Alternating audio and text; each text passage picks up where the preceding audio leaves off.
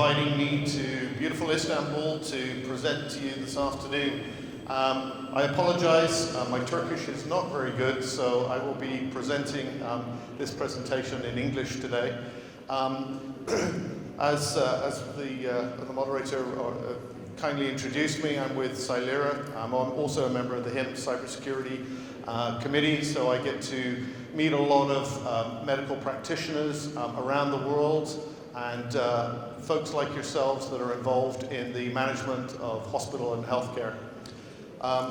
Today I want to talk to you about the evolution of healthcare and how healthcare has evolved over the past century from largely palliative care, where patients were looked after in large wards, to today's environment where we have a highly technological focus upon treating patients, either in hospitals or in homes.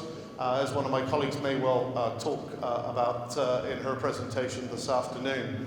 The approach to healthcare has changed. It's changed drastically in many fronts, not just the technology, but also in terms of the outcomes of health. We have moved from a largely reactive healthcare environment to a proactive healthcare environment where patient outcomes are determined by the technologies and the care and the resources that are brought to bear to protect our populations. And that includes simple things like inoculations, right? You can see here in one of my images a ward of iron lung patients back in the 1940s and 50s that were suffering from a very simple disease called poliomyelitis. That essentially paralyzed a large number of people throughout Europe in particular, but was a global pandemic.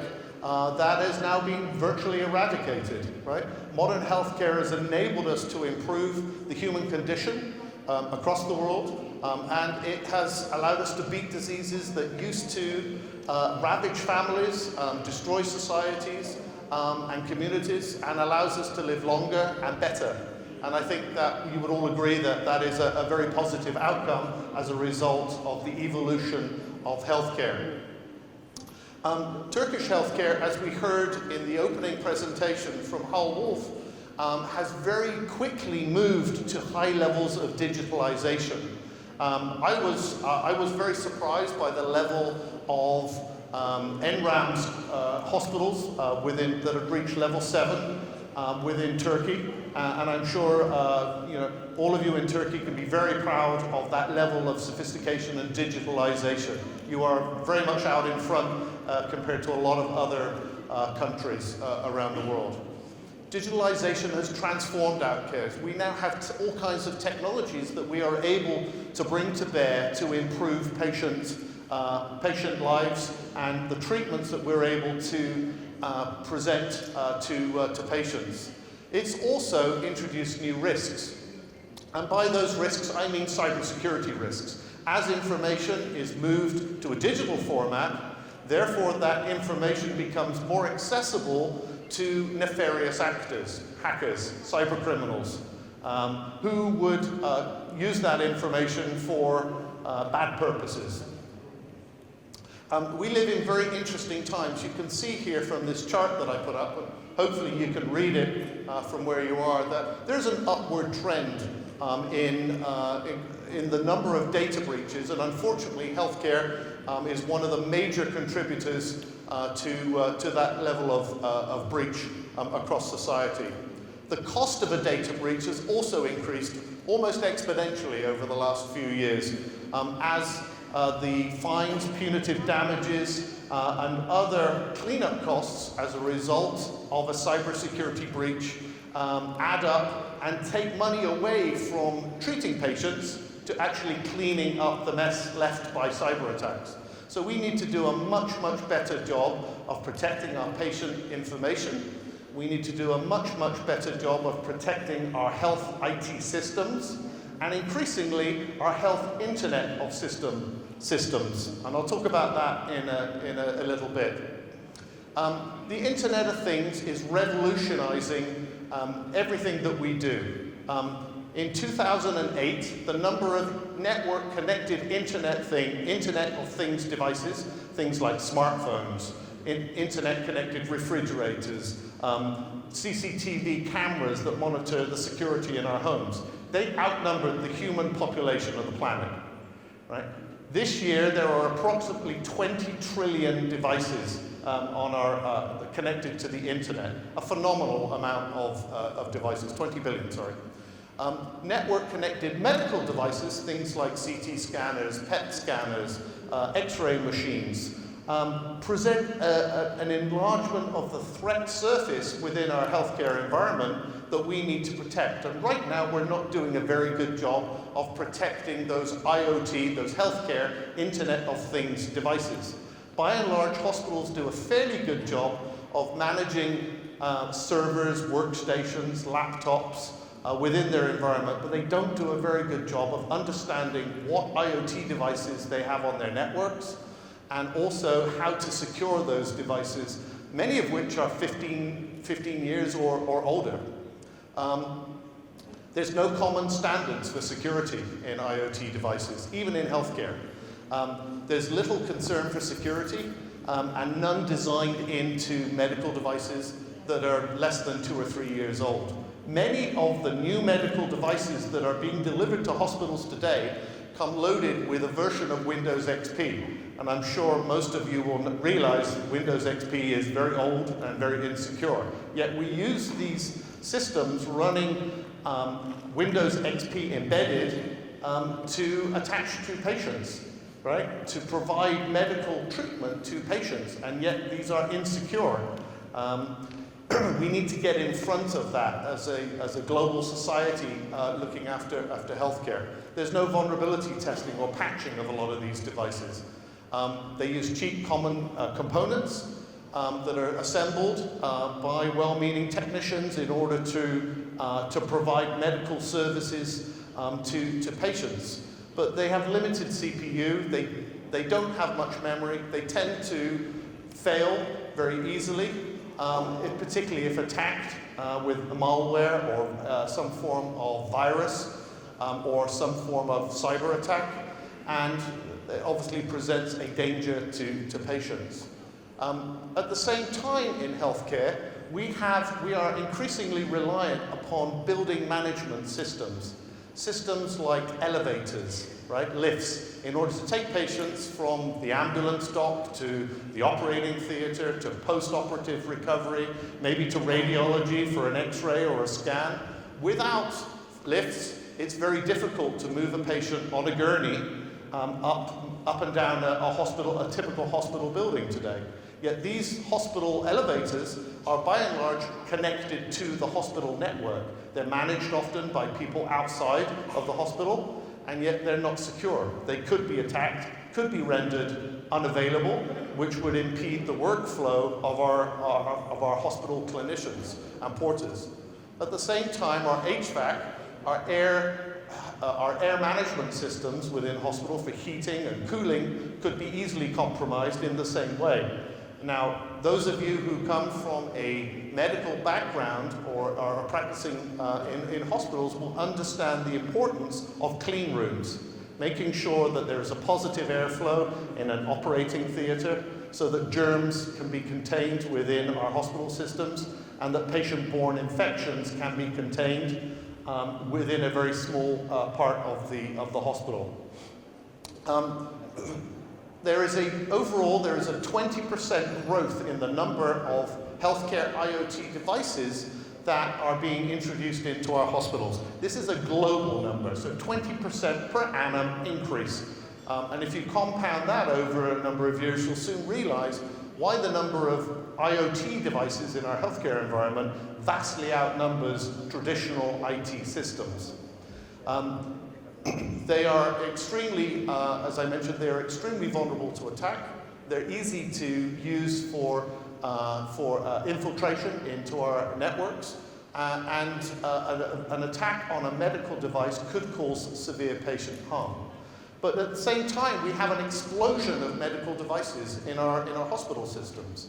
It used to be, when I started in healthcare, which was 30 years ago, that you would find an occasional patient monitoring system next to a bed in a hospital. Today, there are, in some cases, 25 different devices, particularly in an ICU environment or a NICU, a neonatal intensive care unit environment, attached to a patient to monitor their progress, to monitor their heartbeat, their O2 saturation levels, and a whole load of other vital statistics in order to manage the well-being of that patient. This number is increasing every single year. It's becoming more and more complex. At the same time, we have network-connected infusion pumps that administer drugs to patients in hospital, maybe morphine or insulin, right? And if these are compromised or if they fail, then the patient either gets too little drug to manage their pain or their diabetes, or too much, which then sends them into a morphine-induced cardiac arrest or hypoglycemia in the case of too much insulin being injected into the patient. We have surgical robots that are used today in order to perform things like neurosurgery, right? Very complex surgery that is better done by machines than humans, because humans make occasional mistakes. And this is increasingly, this is an area of surgery that is increasing, so that in about 10 years' time, there will be very few manual neuro operations that are conducted without the use of machinery like this. It's very easy to hack a medical device.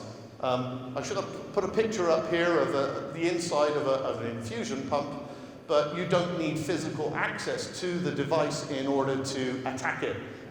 You can do that over the network, and you can do it from thousands of miles away from a different country, and you can hold the patient that is attached to that medical device to ransom. So everyone here has heard of ransomware, things like WannaCry, right?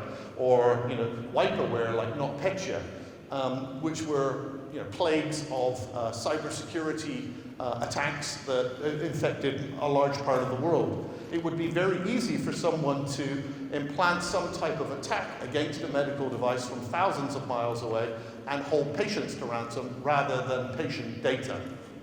And I think this is the new frontier in terms of what keeps me awake at night as a cybersecurity professional. Several years ago, in 2011, a New Zealander by the name of Barnaby Jack, whose photo is up here, successfully attacked an implanted insulin pump in a patient, just using wireless antenna, simple wireless antenna there, in order to compromise the implanted insulin pump attached to the patient and to change the administration of insulin to that particular individual. He demonstrated that at a security conference in a safe environment, but I think it got everyone worried, everyone concerned about the fact that someone, not a security tester like Barnaby Jack, but someone with more nefarious, more evil intentions could do serious damage to a patient. The following year, Barnaby Jack at another security conference demonstrated a hack of an implantable medical device, a pacemaker, a cardiac defibrillator, and was able to show on stage the administration of an 800-volt shock directly to the heart of a mock patient, which would have killed that patient had it been a real person. Dick Cheney was the Vice President of the United States under George W. Bush.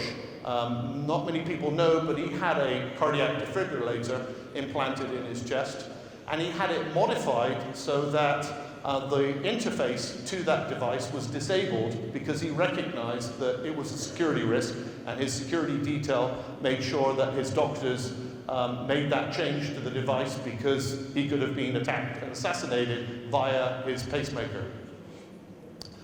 Medical devices are a growing concern, increasingly growing concern, because of the patient safety aspects. And this panel today is talking about the safety of patient data primarily, but I want to bring into conversation here the need for us to look at patient well-being as well as the well-being of data, because I think this is very important. So what do we do about, how do we remediate these risks? What do we do about the growing number of medical devices in our hospital systems and in our palliative care, home help, home hospice scenarios where we're increasingly using technology to treat, monitor, and manage our patients. The first thing we need to do is to identify the risks. We need to know what assets are connected to our hospital networks so that we can put in place the appropriate security controls to protect our patients and our hospital's reputation. We need to assess the risks of those devices to understand if there are patches missing, if there are security vulnerabilities on those thousands of medical devices that we have in our systems. And then we need to look at profiling the device to understand the traffic patterns, the normal ports and protocols and destination IP addresses that those devices communicate on, so that we can block traffic that is outside of the authorized legitimate traffic patterns. So if, for example, a medical device suddenly starts trying to communicate to a command and control server in Russia or Ukraine or North Korea or China, then we can block that communication and take appropriate steps to re-image that particular device because we know it's being compromised by malware or a hacker. And we need to implement things like micro-segmentation, which allows us to implement compensating security controls to make up for the fact that we cannot patch a device where there's no patch available. And by micro-segmentation, I mean we put a security enclave, a wall around each individual device that it allows it to communicate with critical systems like the EMR, other systems that have been explicitly authorized, but at the same time does not allow traffic to unauthorized destinations or on unauthorized ports and protocols. And by doing that, I think we can contain the risks to patient safety. We can contain the risks that the growing number of medical devices that we have on our environment present, and we can do a much better job of protecting our patients and our hospital reputation. At the end of the day, it comes down to patient safety. And I think this is a paradigm shift for many hospital leaders and healthcare directors, ministers, etc., because cybersecurity is just being seen as a part of IT. It's no longer just an IT function. It is explicitly and inextricably linked to patient safety and patient outcomes. If patient treatment is compromised by the failure of a device, then their outcome is going to be depreciated. It's going to be less than it would have been had they received optimal treatment. So just to wrap up here, in security we talk about the CIA triad. There are three components that come together in order to present security, to define security for any environment, and particularly in healthcare. And traditionally in healthcare, we focused upon confidentiality, which is a subset of privacy. We looked at under the GDPR or the Turkish legislation, data protection laws, to protect non-public information, PII, personally identifiable information, or personal health information in particular. But there are two other components to the triad. Availability, to make sure that IT systems are up and running and functional, and integrity, to make sure that the data, our health data, is correct, that it hasn't been changed. Now, those of you who are active in a clinical environment will understand the importance of cross-matching someone's blood type. If you go in for an operation, they will cross-match your blood type so that they know what type of blood to top you up with at the end of your operation. They will also look at things like allergies. Are you allergic to penicillin? So if penicillin is prescribed to a patient, they're allergic to it, they're going to have a very adverse reaction. In the same way that if I'm coming out of an operation and someone gives me the wrong blood type, I am going to have a transfusion reaction, and that could kill me, right? In both scenarios. So we need to look at the integrity of health data, we need to look at the availability of health IT systems, as well as confidentiality. And when you combine all three together, you end up with a much, much more effective and holistic security for your hospital system. But overall, and one of the parting messages I wanted to leave here was really to look at risks, to use a risk-based approach to cybersecurity to secure your health data and to secure your hospitals and to ensure the well-being of your patients by using a risk framework and looking at risks rather than a compliance checkbox mentality that our industry has historically tended to focus upon. We need to evaluate risks and we need to prioritize our spend and our efforts in order to reduce those most critical risks and those high-level risks so that we can ensure patient safety at the end of the day. So my final message, let's keep the lights on. Let's keep our systems highly available. Let's keep our data functional and accurate. And let's keep our patients safe. Thank you very much.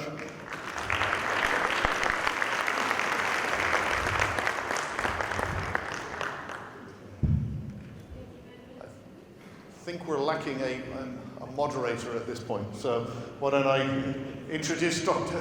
Mehmet? It's a pleasure. Thank you so much. Thank you.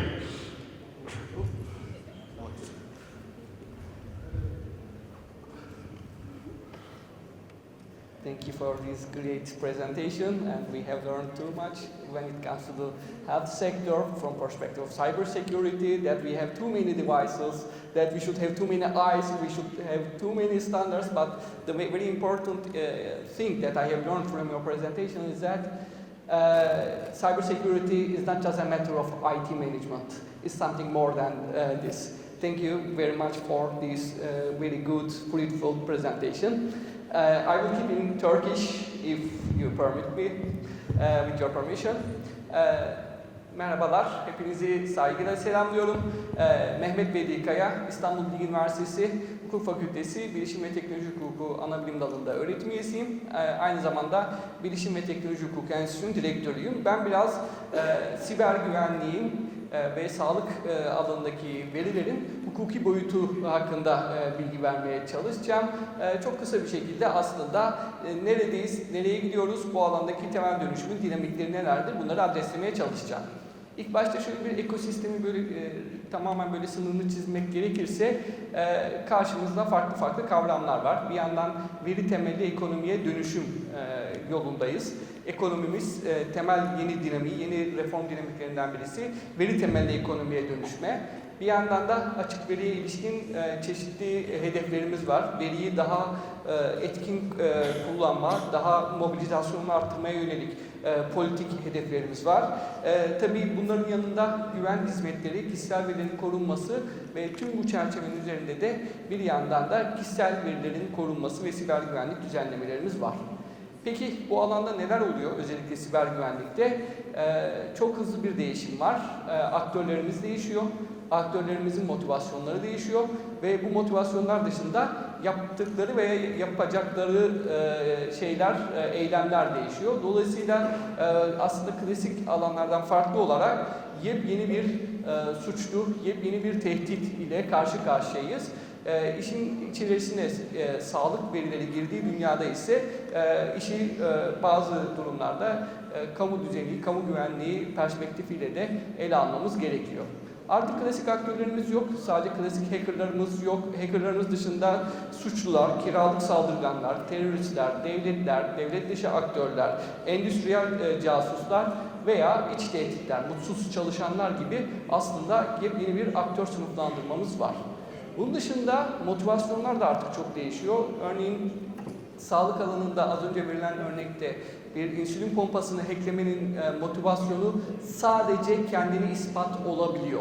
Burada bir kazanç elde etme imkanı olmaksızın sadece kendini kanıtlama, ego, tatmini, kazanç elde etme, hiçbir karşılık beklemeden veriyi sabotaj etme, belli durumlarda para kazanılması veya bir istihbari bir amaç olabilir. Dolayısıyla saldırganlarımız değiştiği gibi bir yandan aslında çok geniş bir şekilde motivasyonlar da değişiyor. Bir yandan da tabii eylemlerimiz de farklılaşıyor. Artık sadece bir sisteme sızmayla karşı karşıya değiliz. anlık takip, aldatmak, verilere yetkisiz erişim, verilerin ekonomik manipülasyon için kullanılması, dolayısıyla çok siber güvenlik dediğimiz konu aslında çok boyutlu bir hale geliyor. Şimdi peki burada hukuk nerede duruyor?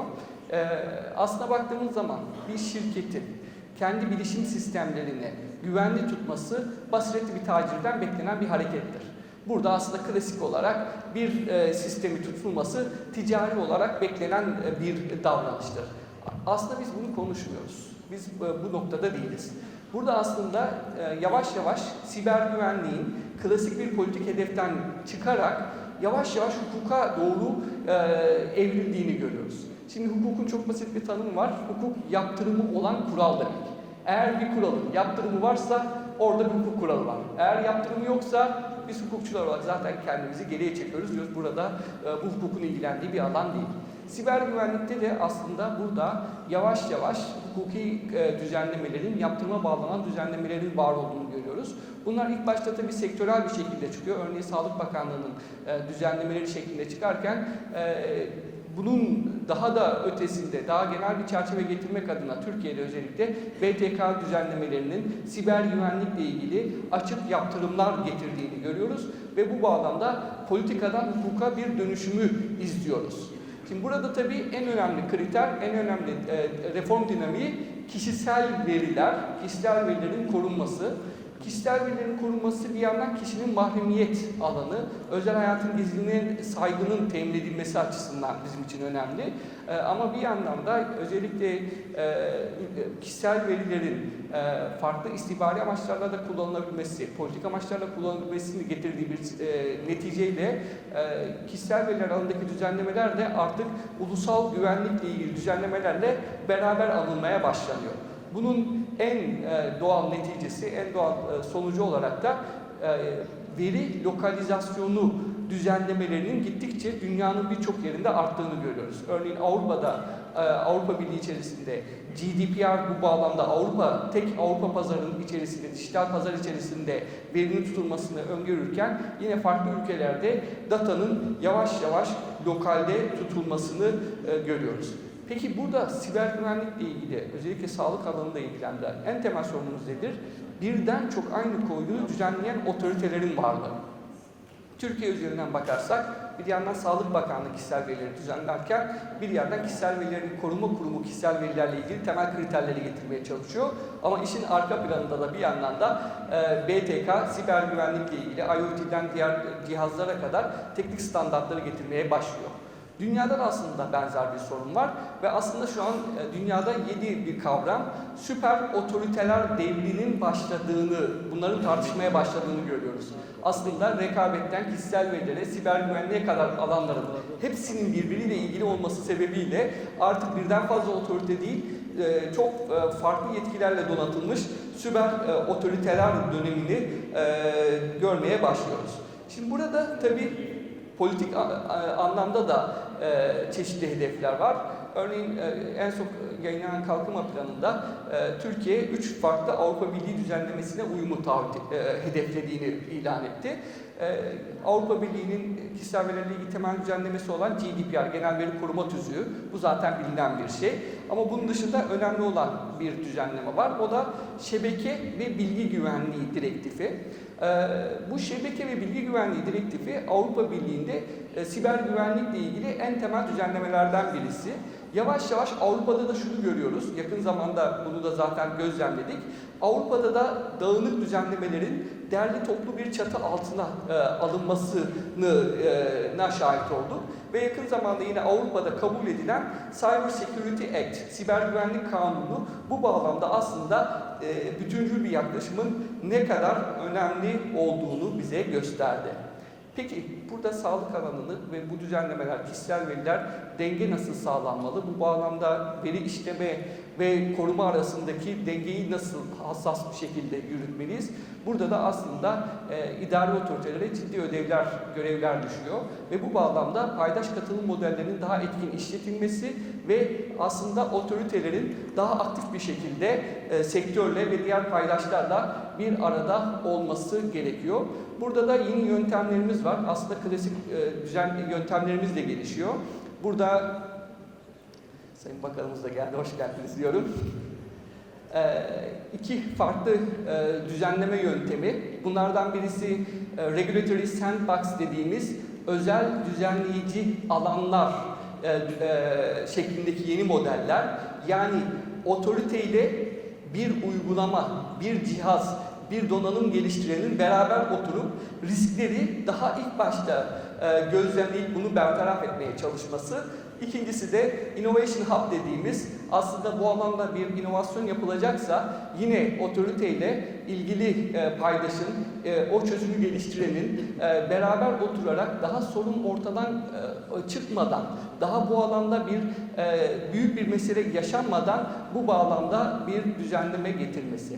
Burada bir yine şey var. Herkes birbirine bağlı.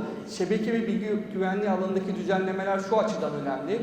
Siz hastaneyi siber güvenlik alanında regülasyonun düzenlemesini, korumasını yaparsınız ama eğer elektrik alanında bir sürdürülebilir bir politikanız yoksa, eğer elektrik sistemlerinizde bir açık varsa aslında sistem, kurmuş olduğunuz sistemin bir manası yoktur. Benzer şekilde bir ödeme sisteminin, bu lojistik alanındaki bir sistemin aslında hepsinin birbiriyle konuşması sebebiyle yeni bir bakış açısının geliştirilmesi gerekiyor. Bu bağlamda özel düzenleyici alanlar, Regulatory Sandbox dediğimiz ve Innovation Hub'ların finans sektöründe özellikle uygulanan, bunların da yine sağlık sektöründeki uygulamalarda da kullanıldığını görüyoruz. Yaklaşım şu, etki analizi mantığıyla daha bir sorun ortaya çıkmadan evvel sorunun bertaraf edilmesi. Bu bağlamda kişisel verilerle ilgili de özellikle açık veri inisiyatifleri, Türkiye'nin de çok net hedefleri var. Açık veri portalı oluşturmasına yönelik hedefleri var. Bu bağlamda veriler bayatlamadan, veriler gerçek manada bir değer ifade ettiği dönemde hızlı bir şekilde mobilizasyonun sağlanması gerekiyor. Sabrınız için çok teşekkür ediyorum. Genel böyle bir çerçeve vermeye çalıştım. Teşekkür ediyorum.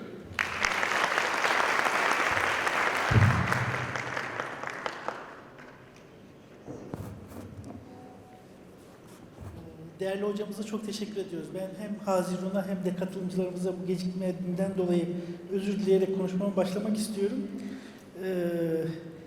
Bedi Bey bizim uzun yıllardır sadece siber güvenlik alanında değil, özellikle internet konusunda çok, yani Türkiye'de otorite dediğiniz zaman böyle bir elin parmaklarını geçmeyecek otoritelerden biridir. Kendisi Bilgi Üniversitesi Hukuk Fakültesi Bilişim Teknoloji Hukuk Anabilim Dalı'nda öğretim görevlisi. İşte İngiltere'de master doktorasını yaptıktan sonra çeşitli üniversitelerde rol aldıktan sonra şu anda Bilgi Üniversitesi'nde tekrar devam ediyor. Gene bölümünde Leyla hocamızla birlikte bizim özellikle regülasyon ve internet alanında Türkiye'de çalıştığımız sayılı öğretim görevlilerinden bir tanesidir. Yapmış olduğu konuşma için de kendisine teşekkür etmek istiyorum. Bir sonraki konuşmacımız Richard Bey konuşmasını yapmıştı. Mete Harbo. Mete Harbo da özellikle özgeçmişine baktığımızda sanatçı, yazar, öğretim görevlisi kimliğiyle öne geçiyor. Bizim siber güvenlikle ya da işte şeyle çok ilgisi olmamasına rağmen 4 çocuk annesi dediğim zaman siz benim niçin bu özelliği özellikle vurguladığımı anlıyorsunuz. Eğitimli tıbbi sekreter, eğitimci, programcı, 3 yıl Kuveyt'te yaşadı, çalıştı. Digitalization Manager, Kopenhag Üniversitesi'nde Healthcare Administration bölümünde çalışmış oldu. Daha sonra çeşitli belediyelerde işte 2017-19 arasında çalıştı. Yine belediye görevlerinin dışında sağlık ve sosyal alanlarda da 2015-2018 arasında çalışmış oldu. Birçok Danimarka'da işte dijitalizasyon ve sağlık IT'si üzerinde çalışmaları var gene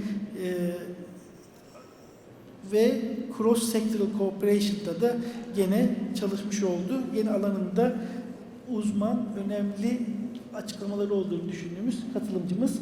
Söz sizin, please.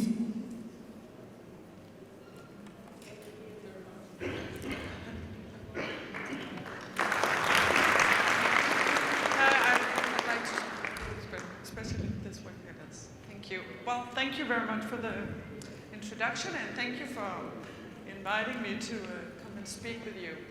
I would like to sort of take us down a little bit because we now heard of the legislation in the cybersecurity, and the things I will try to need this one. And the things I would love to talk a little bit about today is while law and the EU and a lot of academic is discussing cybersecurity and digitalization, we still have to take care of the patients, the elderly, the demographic, the growing demographic in elderly and chronic disease. And I've been working in that area for many years, but also trying to both actually hit the floor running, making huge changes in digitalization, taking care of the elderly, and trying to address some of the new legislation. So I'll give you an overview both from a local perspective, but also how we work with it more nationally in Denmark. First of all, I think, and it was a great presentation with all the IoT, we did that. We changed, we had a really big strategic shift in implementing a Go Mobile First strategy, introducing a totally different kind of security issues. So how do we deal with that? We have about 10,000 employees in the city of Copenhagen. We make 1.3 million home visits to either chronically ill or elderly people. So it's a lot of data on a lot of devices moving around 24/7. It's about 125 locations if they live in a nursing home or in the rehabilitation center, but actually most of the work we do is inside people's home. So we shifted and took all our PCs, almost all of our PC have been pushed back, and we now work almost only on mobile devices. At the same time, this shift was also introducing a new health record with a more standardized data model, which I think is one of the keystones in order to actually move forward in digitalization.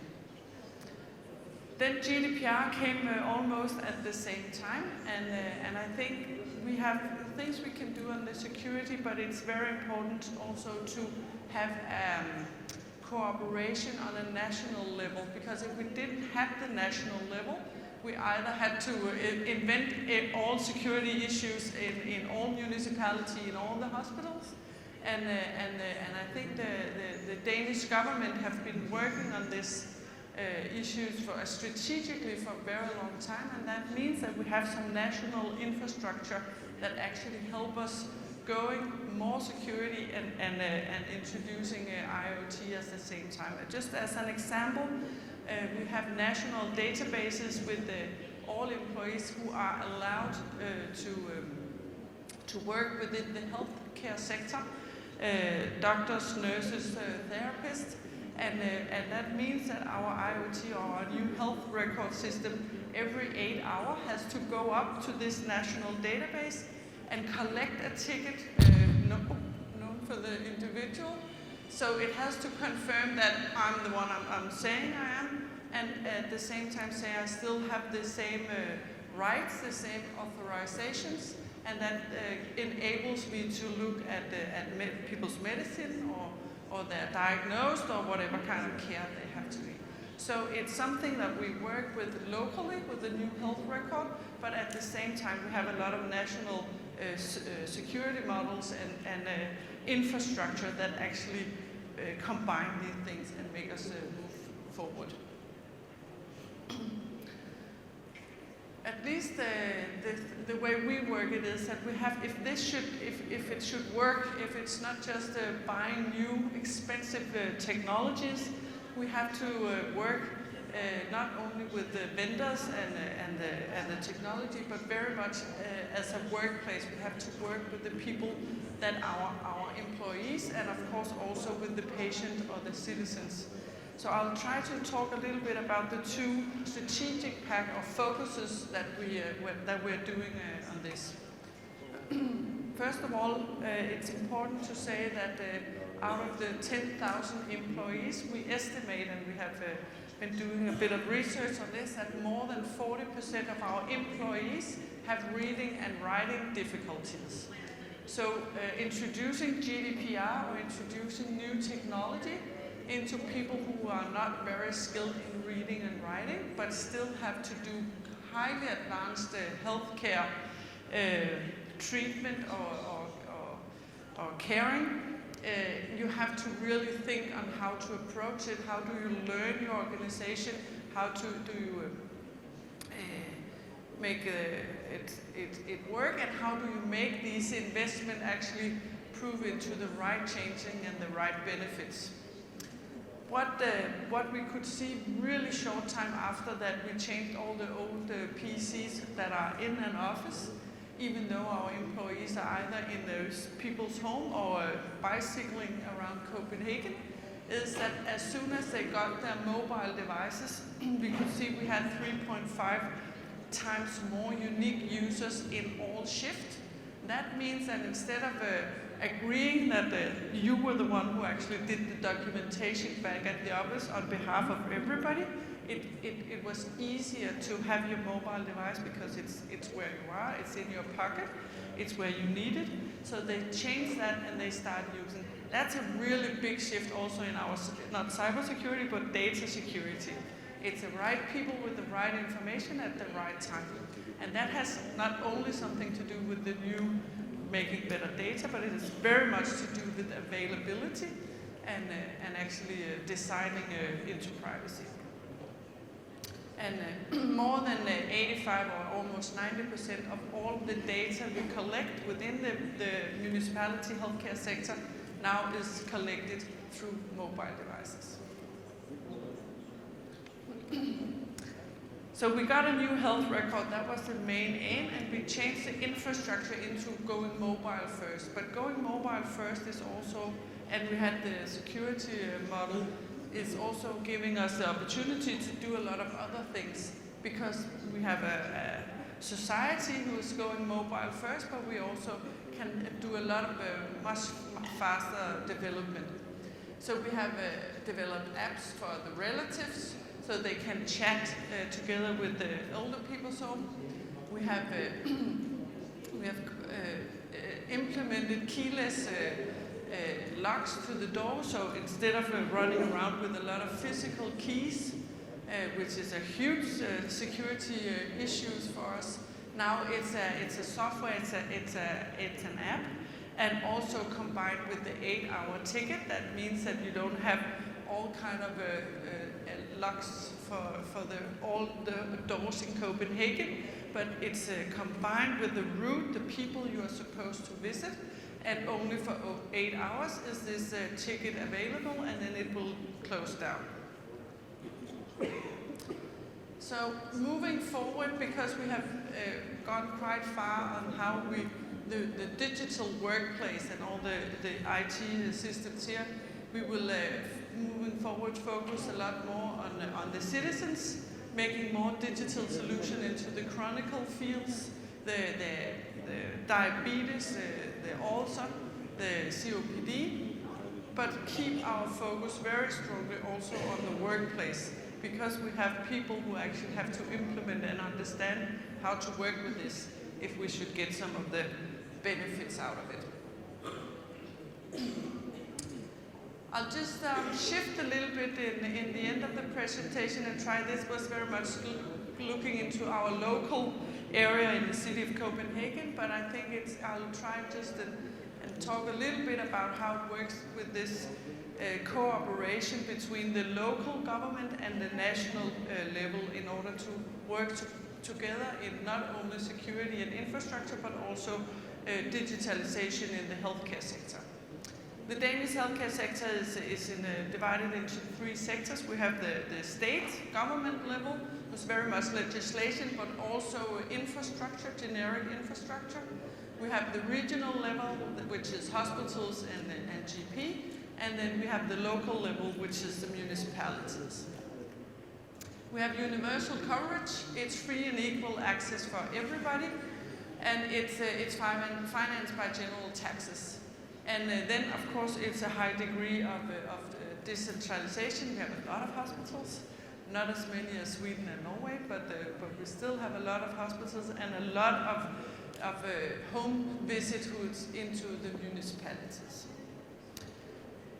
At the same time, I think we're not going, at least not politically, we have no discussion about changing this three sector and this digitalization organization, but it gives of course some complexity that you have so many different places where you have to deliver all of this.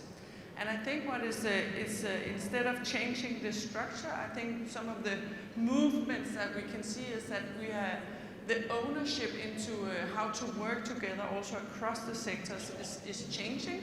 There's a lot more ownership in the municipality and how will it work at the hospital, or at the hospital how will it work down in the older people's home, even though it's not where they have their local responsibility. So it's also when you go together, work together, that means that we're sharing complexity, we're also sharing risk and cost obviously, and we have a really big focus on reusing national infrastructure also to other solutions instead of building it all over the country. Then we'll try and cooperate and make one party build it and everybody else join in and reuse it. That if you want to work like this, it obviously have to change also how is the governments, because actually some of the things that I'm involved with, I'm leading or managing far out of my own organization, and also financially I'm making decisions in organizations that I'm not actually part of. So how does that work in order to move forward? I'm head of the steering committee for implementing national telemedicine in all of Denmark. So this is a great example of actually trying to do it in more than 100 different organizations, but I'm head of the steering committee, and I think we're only 5 parties in the steering committee actually implementing on behalf of everybody else.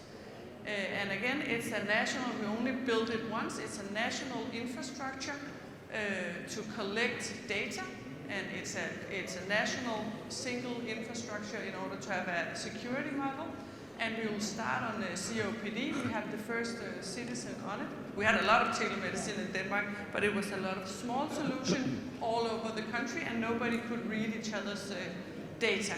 So now we make it nationally. That means that we can share data across the sectors in this health care ticket. So only if you're allowed to see the data, then you will access the data.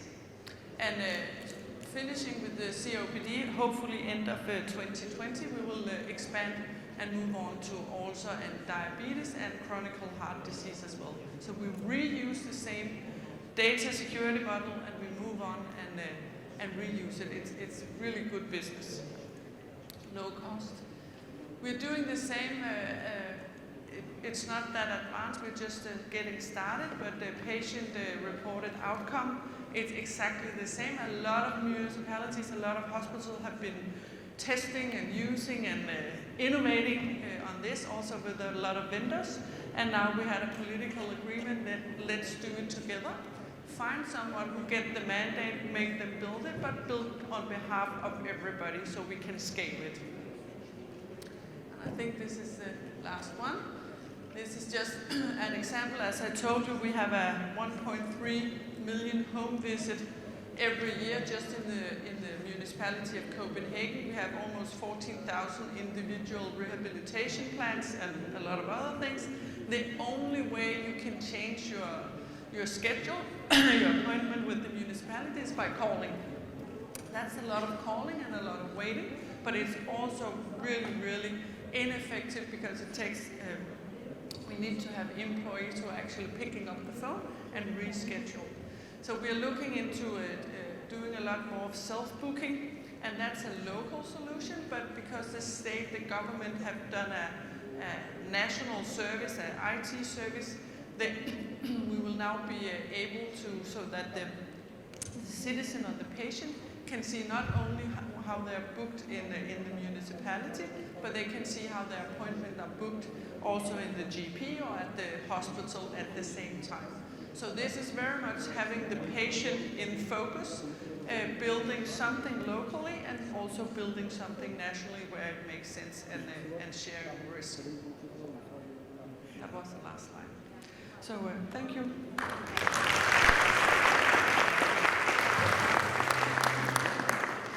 Thank you, Mete, for your kind presentation. In your presentation, we have learned a lot about the organization of the Danish healthcare system and coordination and cooperation efforts between the municipal and the governmental level, how it is done, and the digital strategy of Denmark.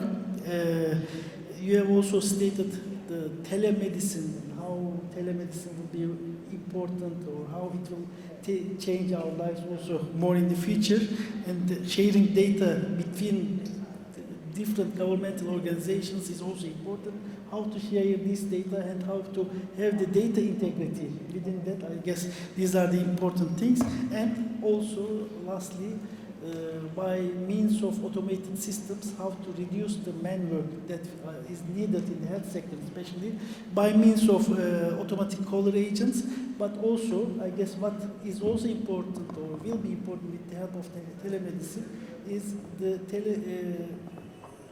decrease the number of health workers, doctors or so, by using telemedicine. I guess that will also be taking a lot in our part.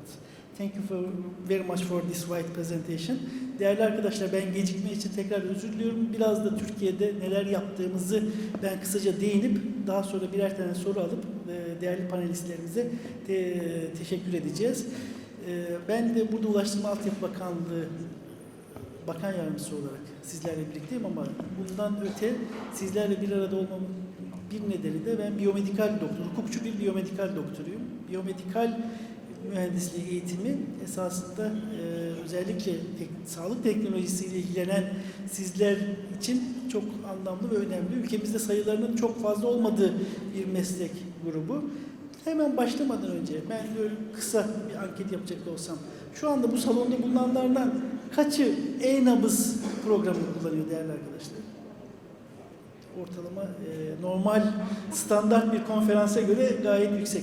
Peki kaçınız doktora gitmeden önce herhangi bir arama motoruna isim vermeden hastalığınız ya da bulunduğunuz durumla ilgili araştırma yapıp öyle gidiyorsunuz? Bu da nispeten benzer sayıda. Peki bizim Sağlık Bakanlığımızın 182 gibi uygulamalarını kullanarak randevu alan kaç kişi var aramızda? Gene yani bu salon için tahmin ettiğimiz ortalamalar esasında.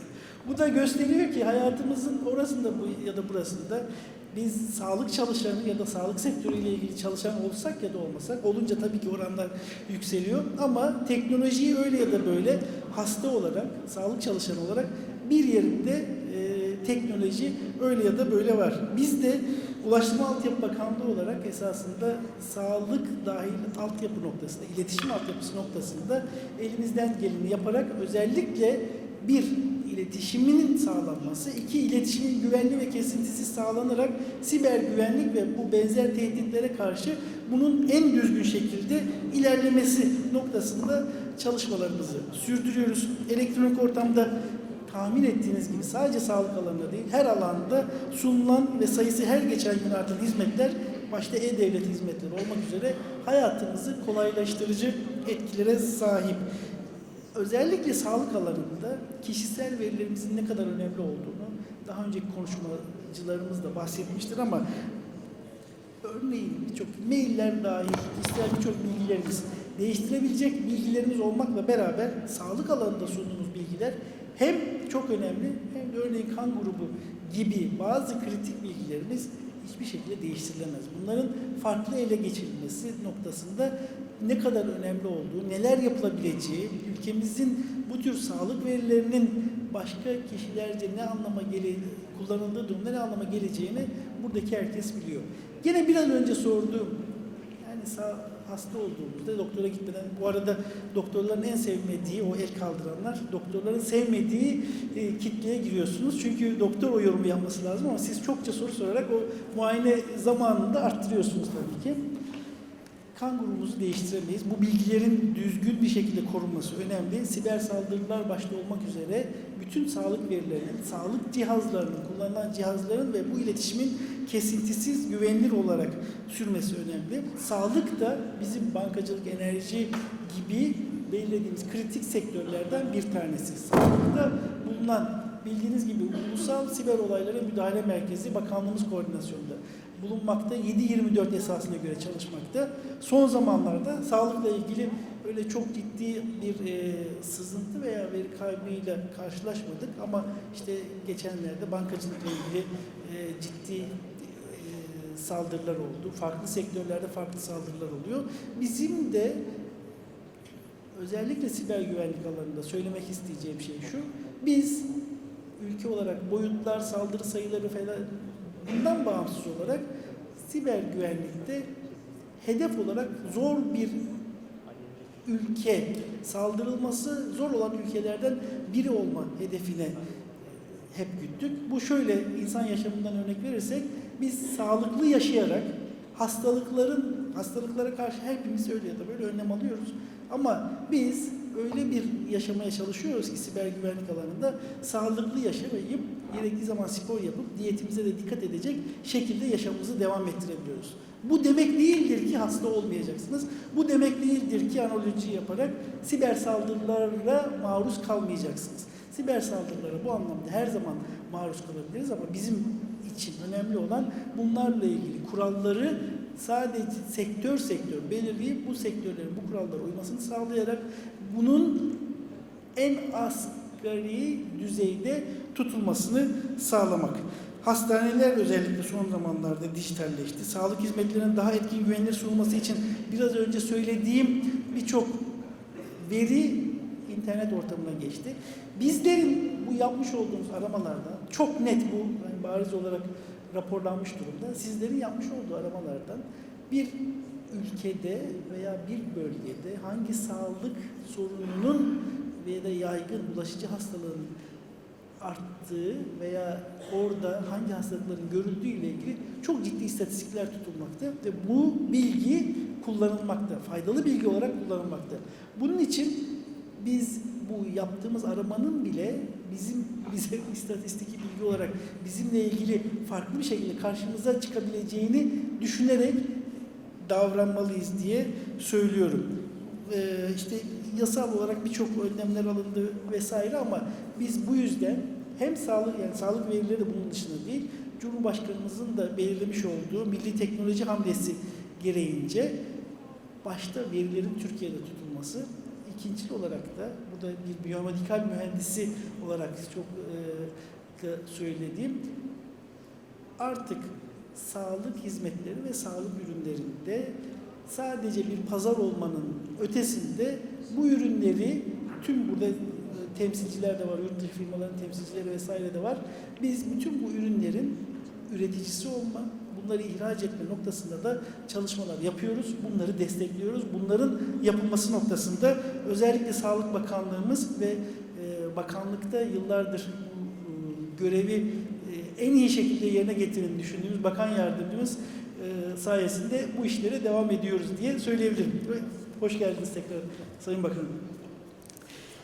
Çok fazla uzatmak istemiyorum. Değerli konuşmacılarımız özellikle sağlık alanında birçok bilgileri verdiler ama siber savaş adeta bütün ülkelerin normal konvansiyonel savaşların da neredeyse önüne geçti. Biz bunun Barış Pınarı Harekatı'nda da hep birlikte gözlemledik. Barış Pınarı Harekatı başlar başlamaz bizde yönelik siber saldırılarında arttığını gözlemledik. Bunların bertaraf edilmesine yönelik çalışmalarımızı da aynı şekilde devam ederek bunları en DDoS saldırıları başta olmak üzere etkinin en asgari seviyeye indirilmesi noktasında çalıştık. Birçok ülkenin bu konuda çalışmaları var. Biz de biraz önce gene bahsettiğim gibi Ulusal Siber Olaylara Müdahale Merkezimiz vasıtasıyla 7/24 bunları takip ediyoruz değerli katılımcılar. Son olarak da geçtiğimiz günlerde, daha doğrusu 29 Ekim'de onu da sorayım anket sorusu olarak, UYAR-SİS SMS'ini almayan var mı aramızda? UYAR-SİS BTK diye bir SMS'te bütün vatandaşlarımızın 29 Ekim Cumhuriyet Bayramı'nda tebrik ettik.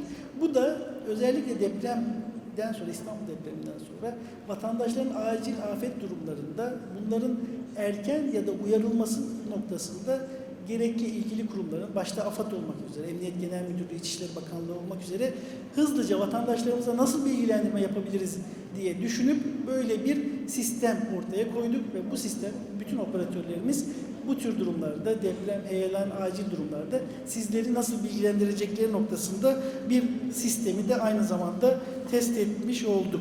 Değerli arkadaşlar, bu noktada ben konuşmamı sonlandırarak eğer salondan sorular varsa kıymetli katılımcılarımıza o soruları alalım diyorum.